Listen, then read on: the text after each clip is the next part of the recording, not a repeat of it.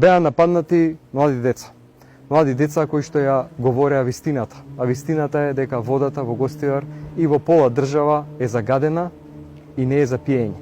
И кога веќе медиумскиот линч на организираната криминална група не помага, тие физички се пресметаа со децата. Со децата на Ново село, со децата на Македонија, кои што единствено нешто што правеа, ја говореа вистината. Упатувам порака. Децата не се сами. Не беа сами синоќа, не се сами денеска, нема да бидат сами ни утре. Ова е знак дека власта е исплашена. Исплашена е заради тоа што излегува вистината за загадената вода, излегува вистината за економијата, излегува вистината за Европа, излегува вистината за тоа дека сега сме слепо црево на Европа. Доаѓа време на правда и вистина. И ќе одговараат.